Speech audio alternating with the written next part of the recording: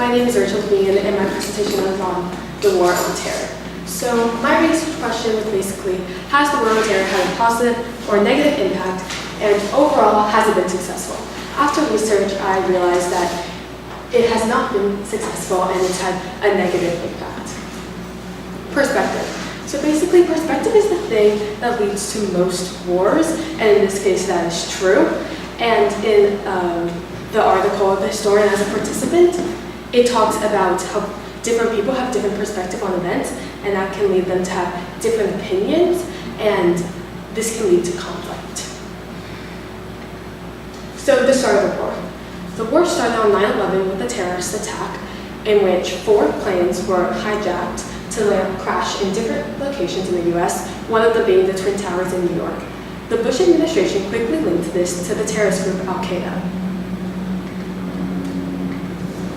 And they declared a war on terror. They called upon other countries as well to try to eliminate all terrorism by creating laws and increasing, just like watching their borders and whatnot. So Osama bin Laden, who's the leader of Al-Qaeda, refers to his group as Islamic terrorists, and this increases the association between Islam and terrorism, since it's all over the media every time there's an attack. The word Islam and the word terrorist are often seen together, and people who are misinformed can associate the two together. This can lead to a greater association between the two and ignorance.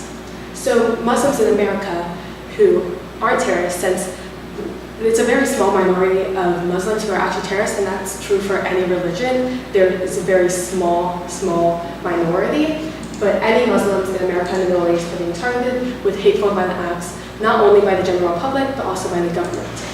One example of this is communication management units. These are in prisons, and they isolate certain prisoners away from the rest of the prisoners and also from the outside world.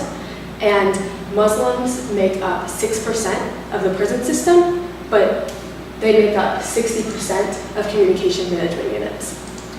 Another example of discrimination against Muslims is Trump's Muslim ban, and this was an executive order that targeted 7 Muslim majority countries by cutting off visas and immigration. So this chart shows terrorism-related cases in the US since 9/11, and as you can see, the majority are from actual citizens. So this kind of counters the misconception that all terrorist attacks are immigrant or Islam associated, and it also brings up the question whether Trump's ban is actually going to do anything, since it kept out immigrants, but the people he's trying to keep out might already be in the country because of this. The war also led to a greater feeling of Western superiority, and in the article, attitudes towards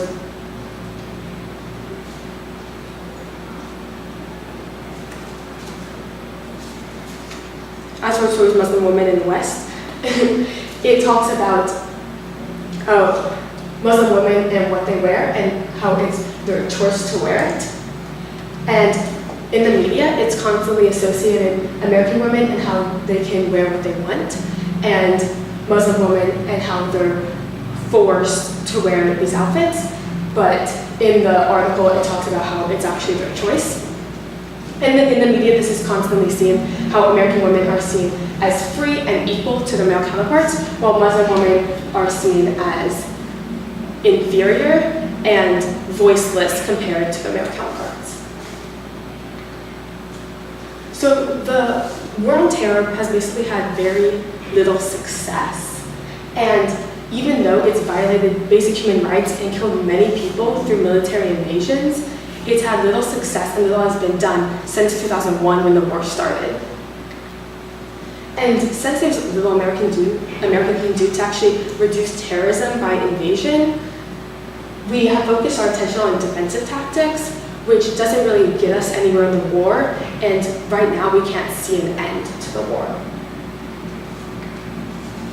So basically there's no real end point or achievable goal, and this is because terrorism is really hard to completely eliminate since it's an ideology, and people who believe in it. So even if you eliminate the majority, one person can build it up again. And also we're focusing a lot of our attention on one group of people, while terrorists come from all sort of backgrounds and from everywhere in the world. So some solutions and limitations. One is to work with Islamic states, not against them. Some Islamic states are already working to eliminate terrorism within their borders. And if we worked with them, not against them, we could probably help to reduce terrorism in both their countries and our countries. Some limitations to this is that citizens might not agree to this because some citizens might be ignorant or biased and they don't want to work with Muslims because they think they might all be terrorists because they're misinformed by the media. And there's not one specific solution to the problem. It's very hard to eliminate.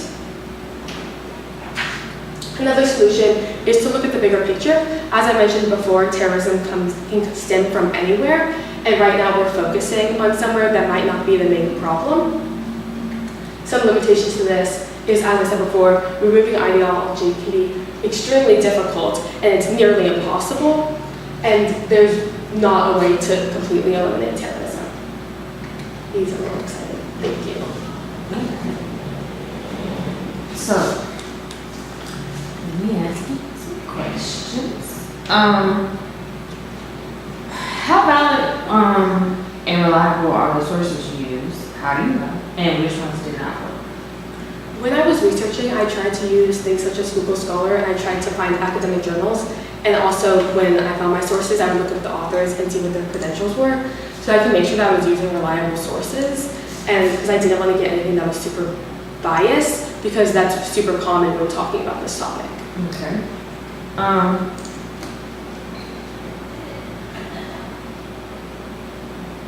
So, if you had more time, what additional research would you conduct related to this?